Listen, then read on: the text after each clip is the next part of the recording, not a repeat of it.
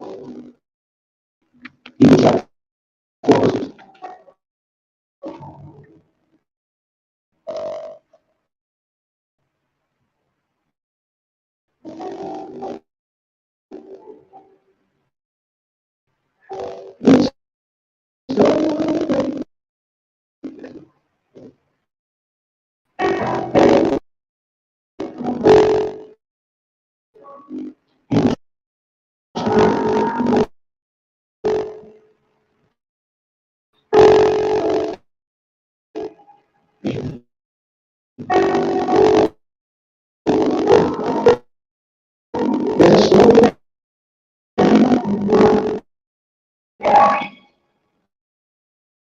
that's why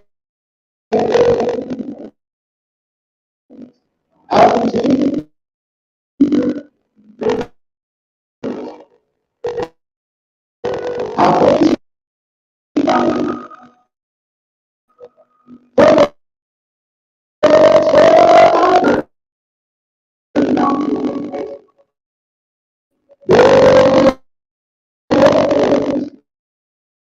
the story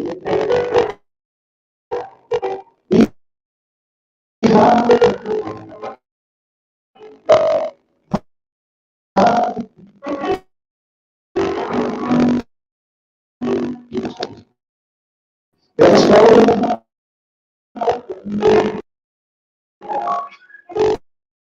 That's why I was in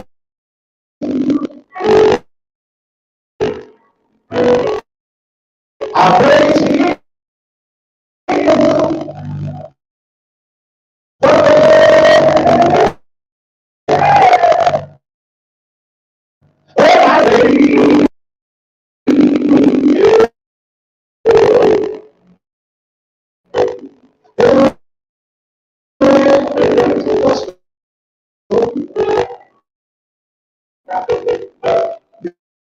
Behind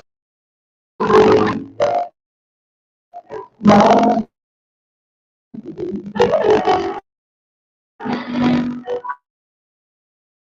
is it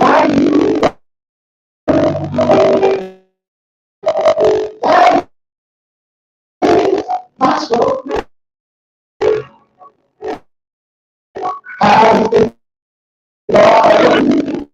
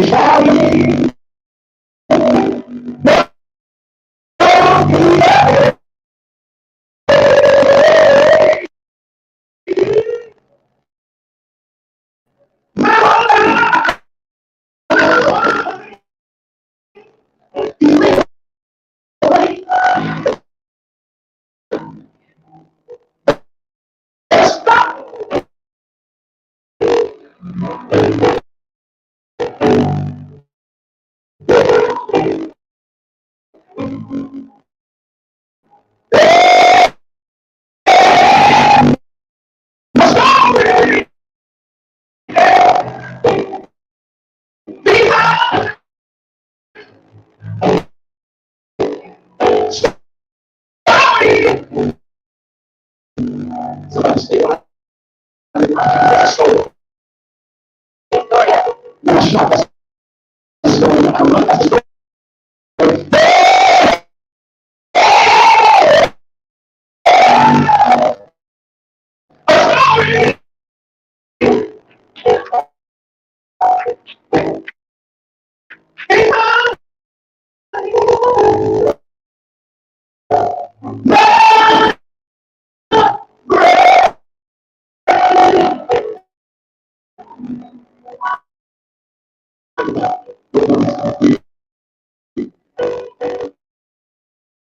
You understand how you feel.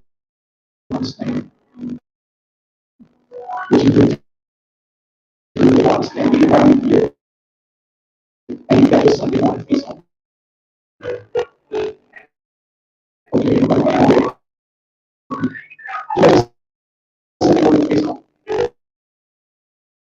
was Saturday night of the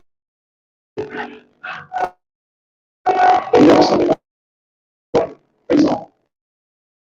But you guys have no issue. Yeah. And then I did but to be honest, say, Pastor, I've been through something. Pastor, I've been through some things. Yeah. Yes, Lord. It's not original us. That's right.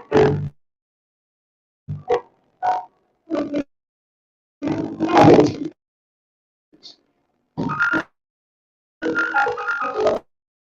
And it's still understand that someone have to keep their head. Someone this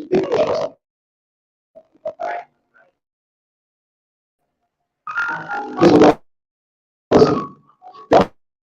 I was not saying, but he said, in order to worship me, in order to try to do what I have to do, he said that I have to come out of anything that comes up.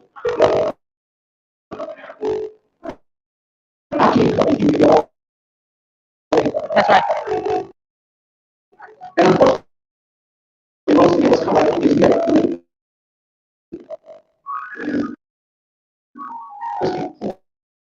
That layers to get you. The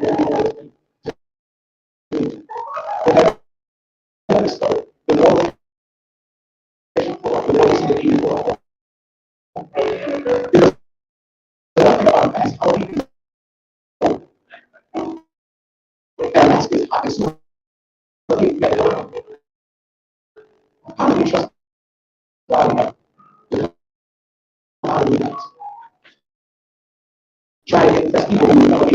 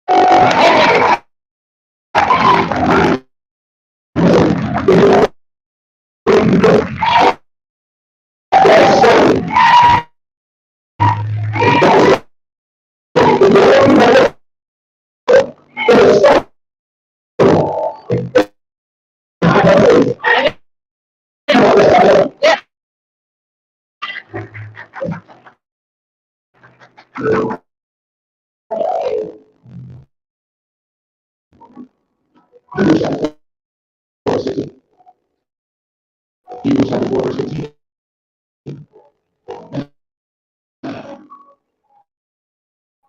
Thank you. Thank you. Hebrews chapter 4.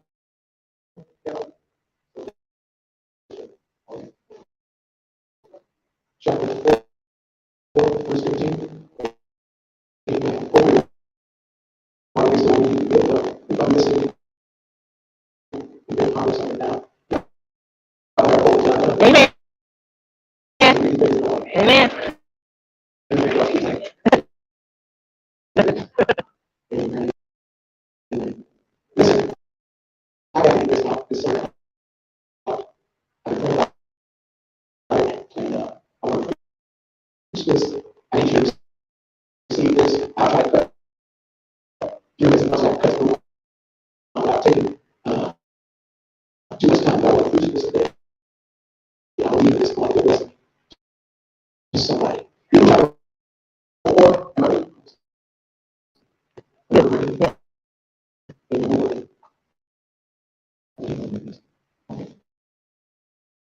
Yeah. Hebrews chapter 4, verse 15. We have to say, I got it. it says, Amen, verse 8 says, we have not been pleased, which cannot be touched with the feeling of our infirmities, but was in all points tempted like as we are, yet without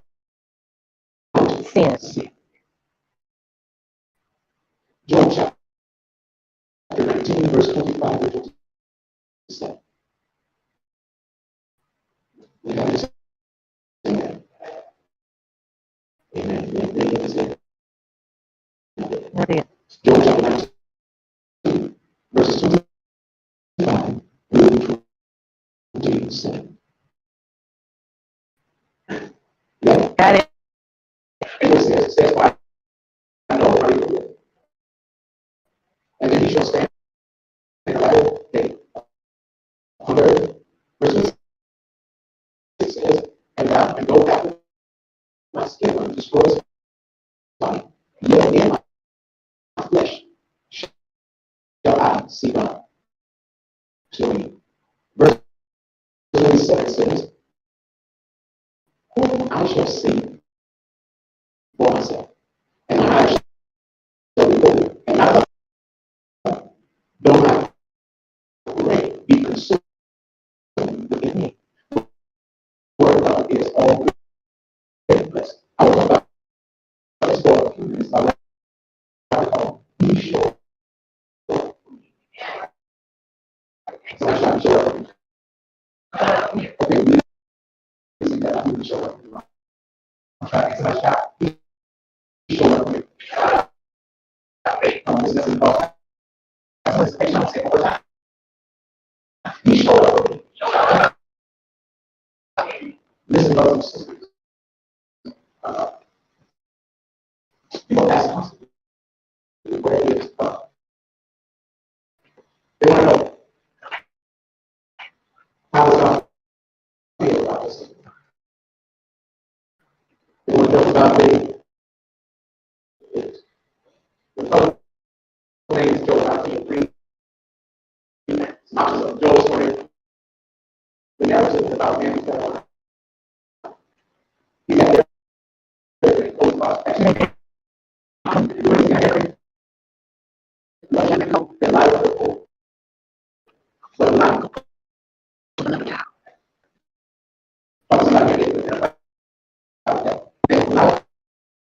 the way of church.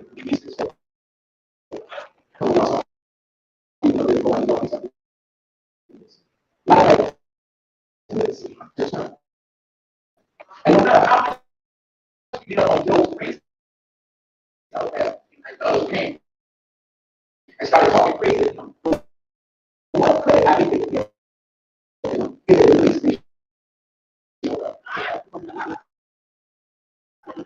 Everybody says that, but when you're down,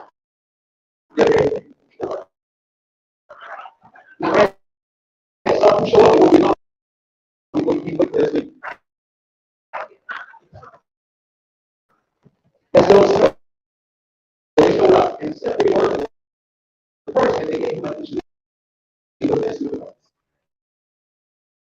Sometimes you got to take it out of your mouth.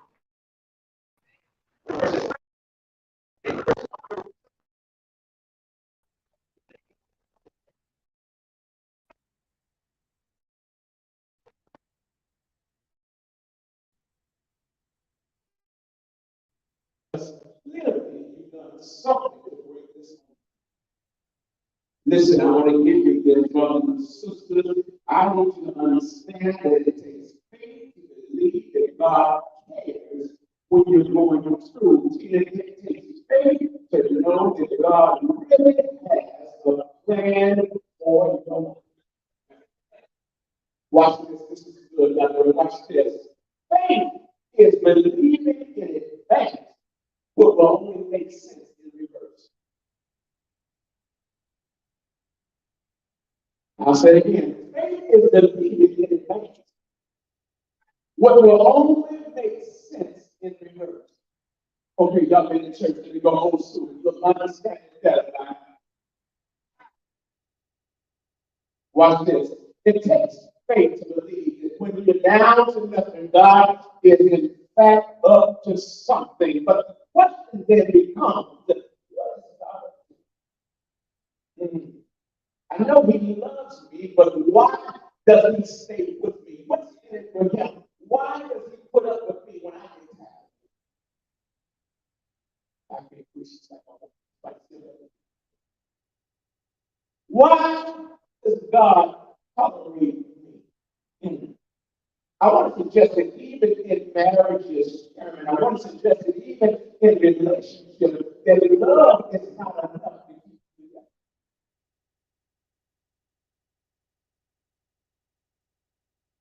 I use it because we love each other. Can I submit to you that the divorce court is filled with people who once said they love you? It's not love alone, but rather, watch this, it's a decision that you make. I know I'm right about it, brothers and sisters, that it's a decision that you make that keeps you together, a decision to stay here when things get rough, a decision to stay with you when things are not favorable in the relationship, in the marriage, in your life. And the same principle applies to God loving us. He loves us even when He doesn't need us.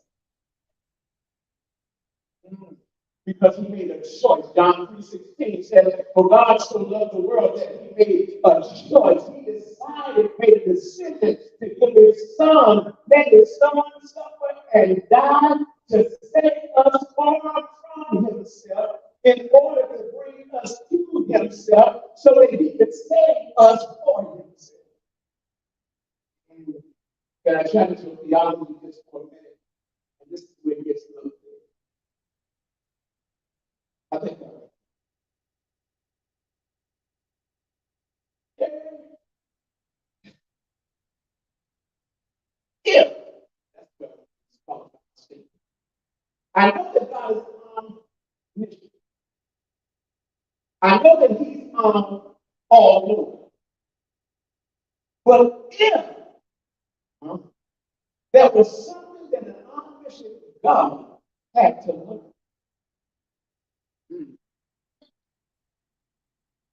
it would be something called suffering.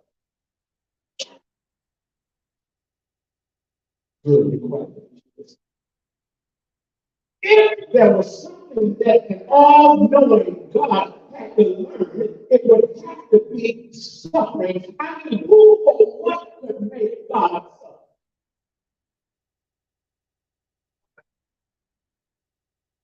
Who could fill Him in on suffering? Because whoever had to teach Him would become God. Somebody shout, so Jesus. So Jesus is, in fact, if I can do it this way, a crash course for God to see and feel what suffering is like. I just said something. Going back this is. Jesus is the crash course for God to know, see, and feel what suffering is like. And now He's able to say that He's tempted in every way that you and I are, because God Himself got dressed in human flesh and bring down Himself so that He could see firsthand what suffering was all about in humanity. Come on, you can't make God suffer. He can do without you. You can't make God suffer. He made the world. He calls cold as the ice, wet and water, great and red. You think you can help Him? So how can He identify with your suffering and know what suffering feels like unless He experienced Himself? And He said, "When I do it, I put on Jesus." Because when you see me, you see the Father. I put on Jesus. There's a story of a farmer goes to church, Martin White's at church. The preacher is preaching. Everybody, how good God is and how good that word is to even be loved by God. And finally, the farmer man goes up to the front and he holds his heavy rough up to the preacher and he shouts out in front of the church, "I wish you would just shut your mouth." While you're bragging about this God, telling us how we don't deserve God's love, I wish you would close your mouth. Where is this God? My baby has a disease that's killing her. The farm crops are coming in low. We don't have money. We don't have insurance. We can barely feed ourselves because we don't have food. And you're telling me about God. Close your mouth and tell your God to stop sending preachers and come down here and sit. To tell us what He can do for us. You see, brothers and sisters, so many times, you see, people start believing who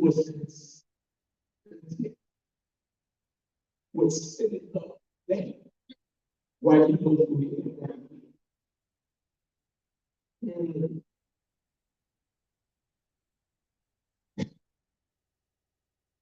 So when hope is all you can't pay for hope with money, can't pay for it with your influence, you can't pay for it with your knowledge. All I've got is hope in a God who can speak and change things around, but instead, in my life and in the life of Job, that same God who can speak worlds into existence just sits up. The world is filled with anxiety, filled with depression. Maybe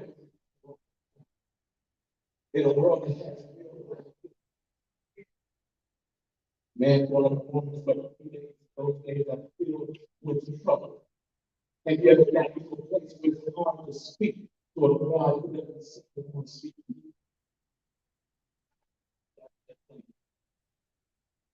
That ain't just in the book. Let me be transparent.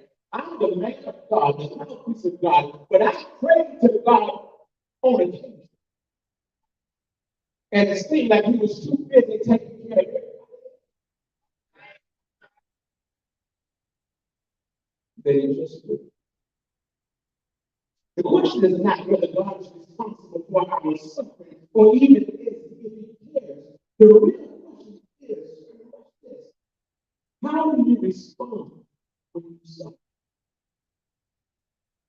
For the believer,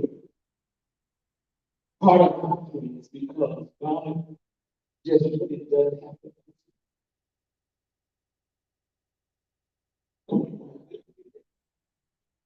And let me shout about that. The question is, brothers and sisters, what do you do when part of your pain is because you're talking to Him, but He just doesn't have to answer you? We grew up in a household where mom and dad would tell you, I can't explain because I said so. Y'all have something?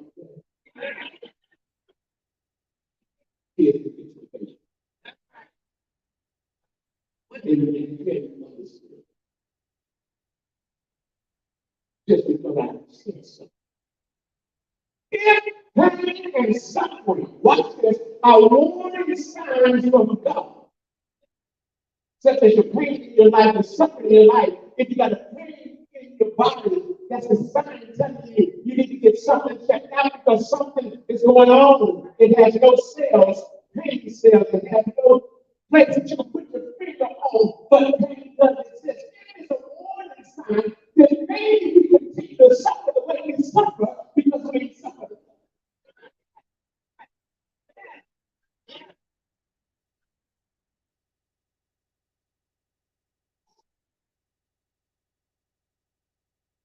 We just don't see the message.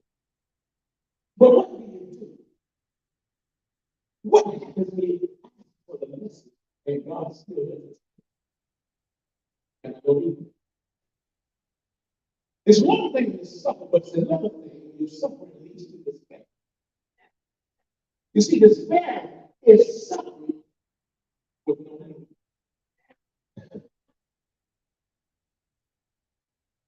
Can I just be ethnicity? You ain't done nothing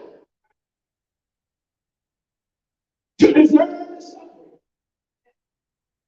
Despair is suffering without meaning. Job didn't do anything. The Bible says he's perfect and upright, but yet he's suffering. What do you do when your suffering has no purpose? It's easy to lose hope. And you need somebody or something to hold on to until you get to faith. There's a man whose name is Dennis. He's a Russian. As a matter of fact, he was 20 when he was caught in the concentration during the Holocaust period. Only Hitler's. He was a survivor, yet he was asked the question, how did you survive? When the God you were praying to wouldn't answer you, or he didn't seem to want to respond to you. This man simply responded this way. Here's what he said. He simply says that faith in God may not be enough to get you out of the pit, but it's enough to see you reach that. I wonder if I'm talking to somebody here right now. You may not have changed your circumstances. You might still have to go through it. But every day you wake up with new mercies. Every day you wake up and he gives you another life. Every day you should have been there. You in your grace. He gives you another opportunity. You know what? God, thank you. That your faith in God may not have changed your circumstances, but you can wake up with this tomorrow. It's our faith that gives us hope. Now, I suggest it this way. He says that nobody is alive when nobody is waiting.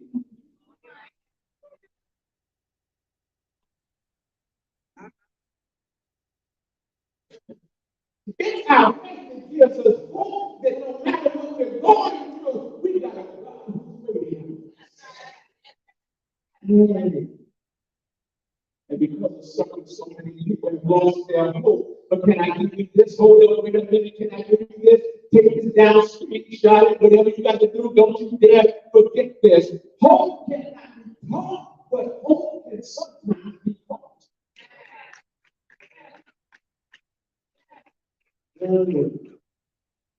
Watch this, check this out. I know hope can be taught. Watch it if you want to see it.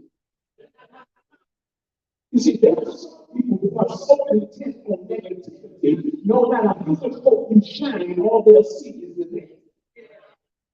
If you want to find it, it doesn't take a whole service. Sometimes it takes just a phrase. Sometimes it's just a word. Sometimes it's just a paragraph. Sometimes it's seeing what others have just over. Sometimes it's just a glimpse.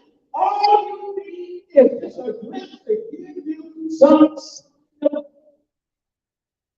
If you're I believe that your healing, your healing is just on the other side of those feet.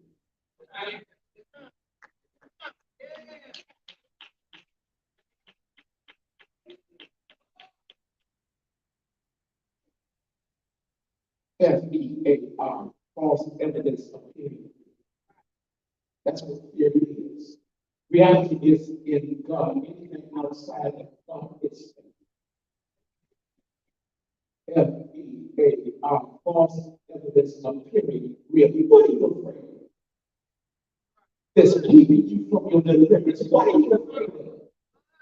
I found out some are afraid of being made whole. Because if you're afraid of being made whole, you ain't got nothing to complain about. Some are afraid of being delivered because if you're not delivered, then nobody is going to give you the attention you see. You sit right in your life, get on who's zeroing in on you.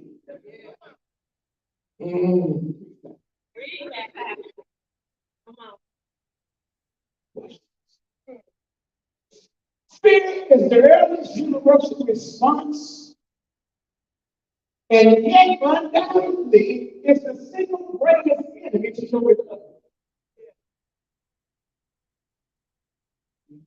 Doctor gives you a negative report. First thing you do is go into a clinic. Doctor tells you you've got so much time to live, you start calling twice. When they diagnosed my mother with pancreatic cancer, gave her 6 months to live. When the doctors finished, I said, hey, thank you for your information. I looked at mama and told her, while they preparing for death, we're preparing to live. 3 years later, she was still getting her heart driving herself, getting her cancer, getting her legs. Stop fearing this false evidence of fear. What is it you're believing? What God are you receiving?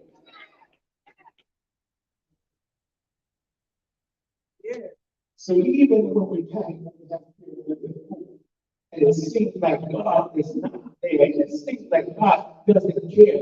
The church, somebody come to church.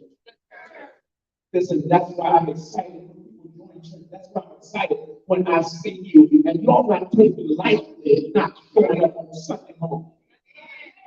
Somebody shout the church. You don't know how to act like you don't take around. Somebody shout the church. That's why I thank God for the church, because the body of Christ has to show love even when it seems God doesn't want to.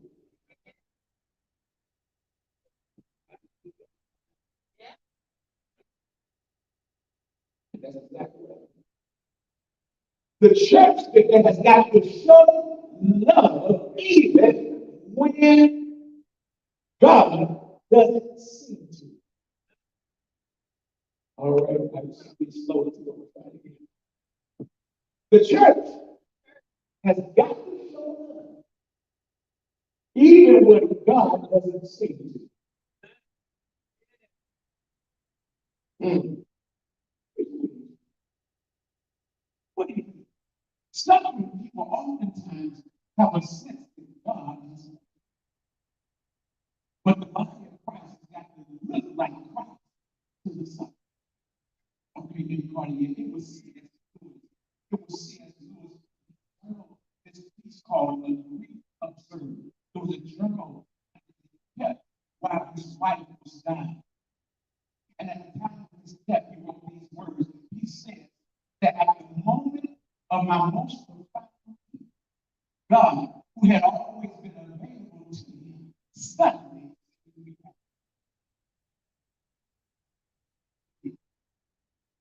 Lewis felt fear and abandonment. And in the end, it was the community of Christians who helped him restore. And he said, the church has got to be the soul for self-image. The church has got to be the actual hands, the feet, the mouth of God. So that when people can't see God, they can still see him through you. I'm talking about this. About going too long. It was during World War II when the Colosseum had been destroyed, but also the people had been destroyed. And there was a picture of Jesus that used to stand erect outside of this cathedral. And one day a group came over to the country to try to restore the statue. As they put it together this time, right? They put it together, his feet were intact, his legs were intact, his body was intact. But this time, when they made the statue, they put no hands. People were wondering what in the world are you doing building a statue of Jesus with no hands. When he got close enough, on the bottom was a black with the inscription that's in there red. He has no hands but eyes.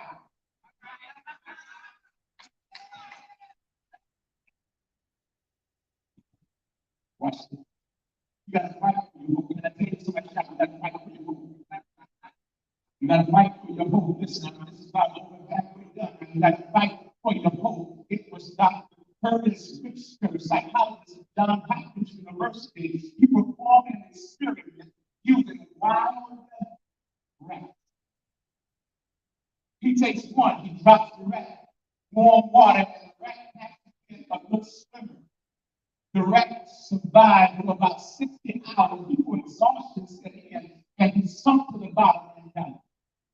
He took a second rat and he put it in his hand, but he held it tight this time, and as the mouth of the rat struggled and moved and squirmed, he got exhausted, and then he put it in the warm water. But this time, unlike the first one that lasted 60 hours, this time it was a matter of minutes before the rat sunk to the bottom. Dr. Richard theorized that what happened was the struggle of the futile fight that he had in the hands of the doctor, in the hands of the scientist, put in the mind of the rat that the fight was already over. And so he had already been defeated before he got in the water. What am I trying to tell you? The reason he drowned so fast is because of hopelessness. How many people do you know have given up because it's been tight? How many people do you know have given up because it's been a struggle? How many people do you know who go on the town and the fight was over before they got started? I thank God for the church and I thank God for prayer. Can I give you this? I'm going to rock this like the hot. I'm going to rock the mic. Watch this. The thing I want to give you is this. If it ain't big enough to pray about, it ain't big enough to worry about.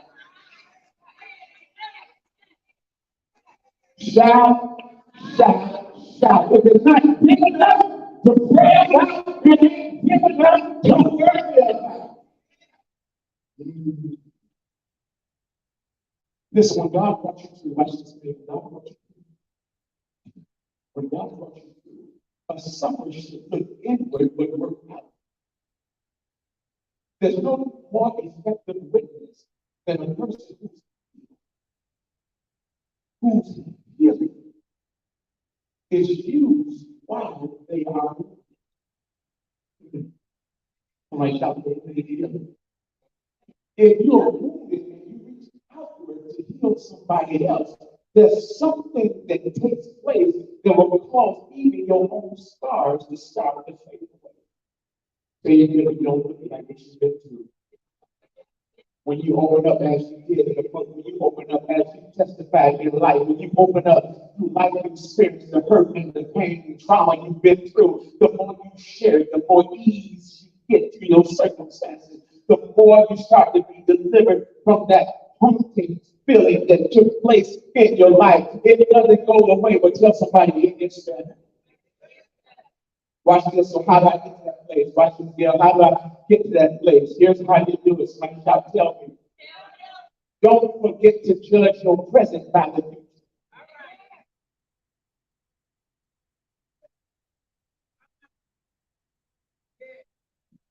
Y'all said that. Too many of us judge our present by the past. But don't forget to judge your present by the future. It was Joe Bailey who said it this way. Don't forget in the darkness what you learned in the light.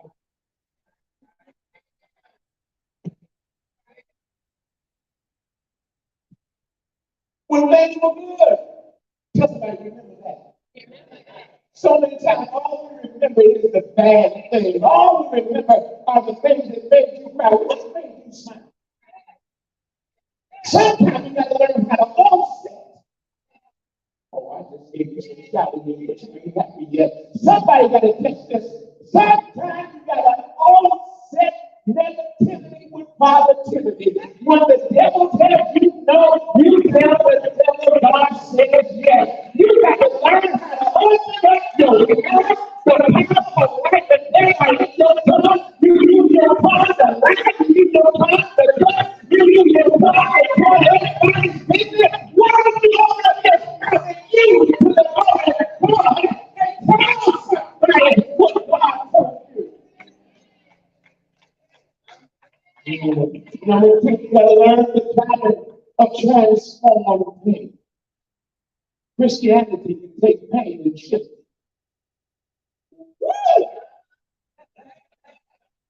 Christianity can take pain and shift it. All right, I need somebody with this courage. Christianity can take pain and shift it. You see, brothers and sisters, Christianity contains paradoxes that don't make sense outside of the life and death of Jesus Christ. Christianity is the only belief that you can have a murderous Friday that becomes a good Friday. It's the only belief that the bad things can happen to you and you can still shout, I'm blessed. Christianity is the only one you can be poor and broke and tell somebody I'm rich.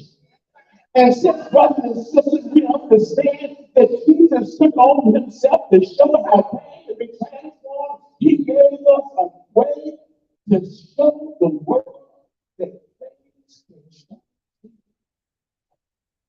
Now, when you read the questions, you'll learn a new level of suffering. In the Old Testament, believers believed that if they were faithful and live right, they would shout if something bad happened. That's the way it came to Job. What did she do? Because although this was perfect and upright, he would be going through this messed up. Are y'all still here? They believed that their faithfulness was rewarded with prosperity and growth. But in the New Testament, there's a shift. It's in the opposite direction. First Peter chapter 2, verse 21 says that the suffering is all a part of the work that God has given you. Christ who suffered for you is your example. Follow his steps. Suffering can gain meaning when you consider it as a part of the cross that you have to take up when you follow Jesus. Number 4, watch this. You can have confidence that God truly understands your pain. Down, shout. And because you have confidence, he understands your pain. You ain't got to stand down here and say, why don't you understand? Yeah. You see, suffering does not mean the absence of God. And it doesn't mean that God has forsaken you. But it does mean that when he joined us on earth, he gave you truth that he hears our cries and he understands our cries. It's been said, brothers and sisters, that he knows his peace, that he calls love as warm as tears. He suggested the cross is the worst way that a person could be executed. That the cross in the Bible days was synonymous with our electric chair, hyperbaric needles, the gas chamber. He suggests that the cross is a universal image for the Christian church. That gives the proof that God cares for our pain and our suffering so much that he died. It's a symbol that is unique to Christianity, brothers and sisters, because many other religions have gods, but they don't have a God who cared enough to become man so he could die like man for me. Paul calls the cross the stumbling block. Jewish rabbis argue the fact that how can he really be God?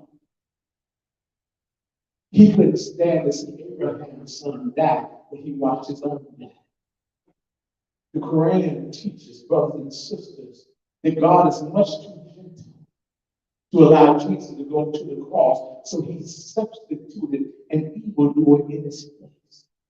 How can an all-knowing, all-loving God allow his son to be murdered to redeem our sins? If God the Father is all-loving, why did he come down himself? You just missed it.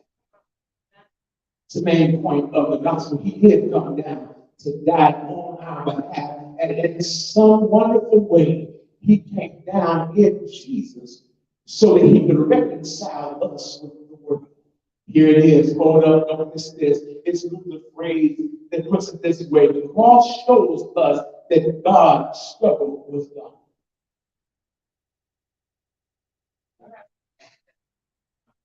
The cross teaches us that God struggled with God. Come here. Come here.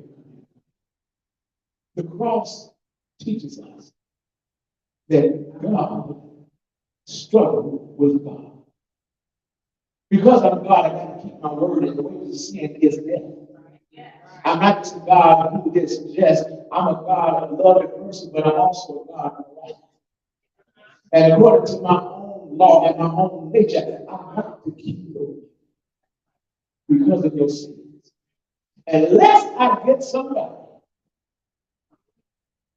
to stand in your place as a substitutionary death on your behalf, God had to save us from himself. So God said, to make sure it's done right, I'll do it myself. Okay, I don't know why you ain't happy right now. You said, I'll do it myself. If Jesus had just been a man, it would prove God's cruelty. But the fact that he's the Son of God proves that instead God identifies with my suffering. And on the cross, he absorbed all of the pain of the world. Somebody shout, he knows. Come on, you already happy right there because you're going through something right now. You got your church face on, but you're trying to fool me. I need somebody to shout. He knows. He saw it for himself. He knows. He left it for himself. He knows. He knows what I'm going through. Everything, my ups and my downs, my years and my house. He knows there's some challenges. Humanity's history revolves not around our experience with God, but rather God's experience with us.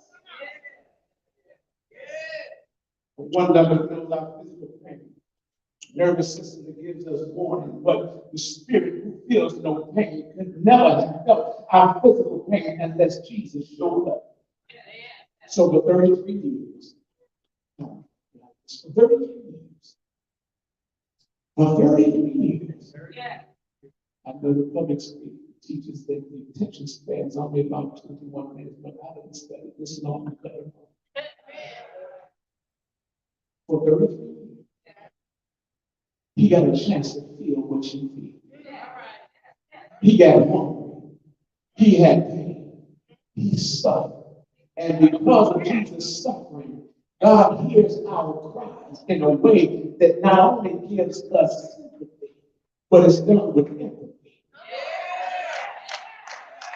See, some people can cry for you, but they can't cry with you because they don't know what you've been through. For 3,000 years, brothers and sisters, history and human drama focused like a magnifying glasses on Calvary, but not just because of what happened before the cross, but the promise that came after the cross, the resurrection and the victory over death. Gave pain and suffering a new vocabulary word. If we shout, and that word is called temporary. Somebody shout, pain and suffering is temporary. Pain is a temporary thing. Sometimes heartaches in life may bring, but if I hold on and never doubt, my pain will surely run out.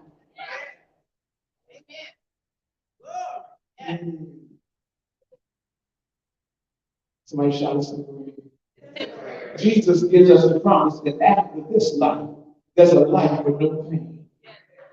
The Christian's hope is a life of painlessness with him. Imagine this. Here it is. I'm pushing you. Imagine this. You're in a dark room. It's light. It's pitch black. But around the door, the light is coming through. Here's what it does. It gives you the idea that there's something brighter on the other side. Romans chapter 8, verse 18 says, "For I reckon that the suffering of these present times are not worthy to be compared with the glory that shall be revealed in us." When you're going through, what you're suffering with, it can't compare with the glory that God's getting ready to show in your life. Unfortunately, Christianity does not offer a peaceful way to come to grips with death, but instead it offers a way to overcome it. Here it is, watch this. He loved us so much. Somebody shout, he loved us so much. All right, for those who are listening, really, I don't want to preach this long, and I want you to come back. Watch this. But I'm glad. Watch this. He loved us so much, the fact that he would go to any extent. No, hold on. He loved us so much that he went to any extent to bring this. Somebody shout, "Hold me on." We gotta believe I'm home. There's a fellow whose name is J. Robertson.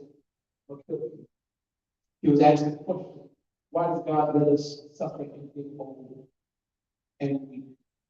He thought for a moment, then he responded by saying, God had planned the strength and beauty of our youth to be physical, but he planned the strength and beauty of our age to be spiritual. As we get older, we rapidly lose our strength and beauty that's temporary. It helps us to be sure to concentrate on the strength and the beauty that is forever. It makes us more eager to leave behind the temporary and the deteriorating part of us to make us homesick for an eternal life. If we stay young forever and beautiful forever, we might not ever live. If being with God, here it is. Mark chapter. If being with God, watch this, is the with no pain, is the worst thing that can happen to us when it's time to go. If being with God means that if I have a limp when I'm living, my legs are straight when I'm gone. If being with God means if I'm missing a limb down here, I got all my parts of the limb. If being left, and don't be offended, but it's true, if being mentally, severely mentally, would be labeled as down here means I get a new mind up there.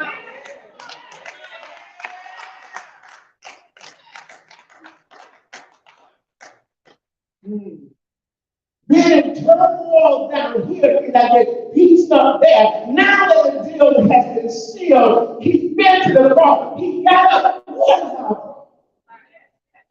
Somebody shout, he showed up for me. Job gives us a glimpse of the eternal world. Watch the flow of the text. I promise you, this is my real eye. Job gives us a glimpse. Thank you for your time. Job gives us a real glimpse of eternity. And I want to put a twist on this that you probably ain't never heard. Here's the glimpse he gives us. Number one, chronologically, Job is the oldest book in the Bible. Even before Genesis. Now, why is that shouting news to me? This shouting news is because even before he created us, he knew that suffering was going to take place.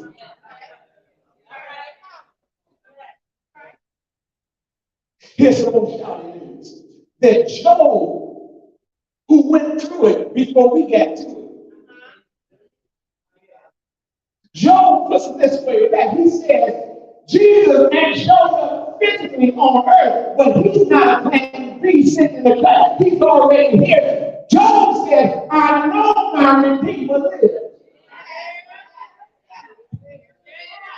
It ain't in the New Testament yet, but he said, I know Jesus is real and he exists. I know my Redeemer lives, and I'll see him for myself.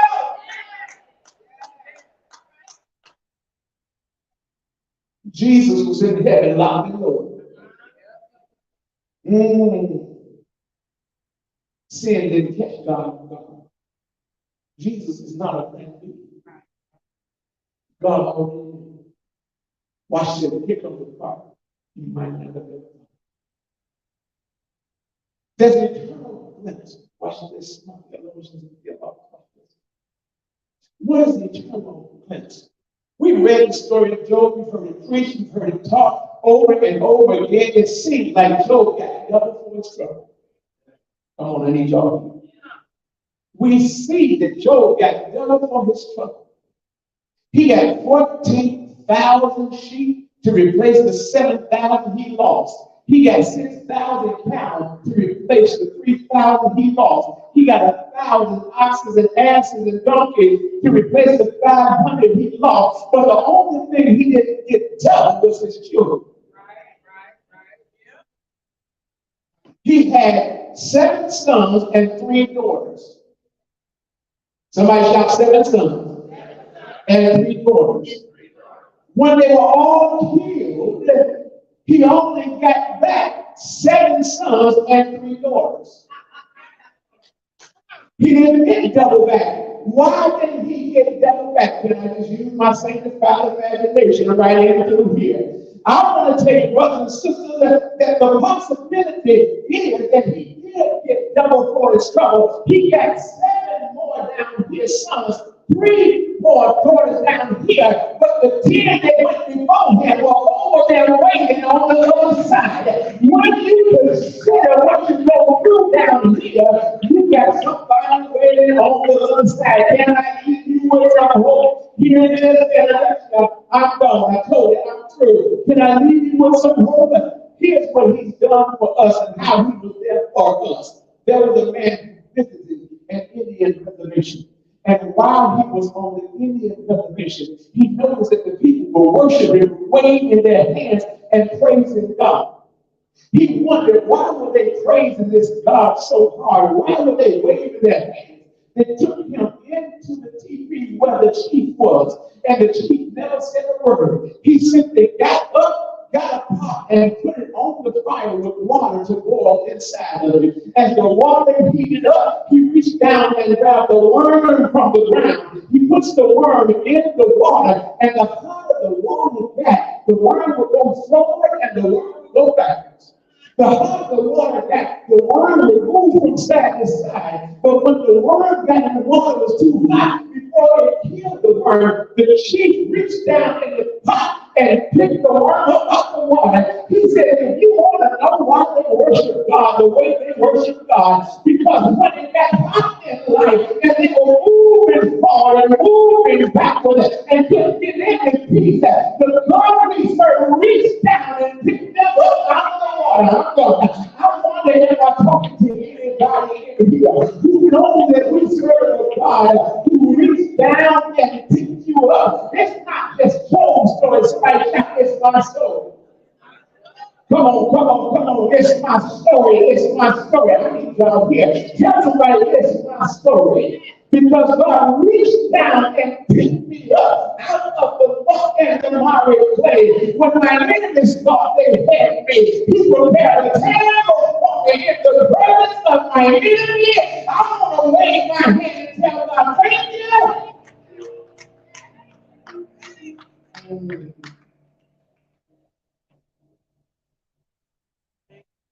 He came to show.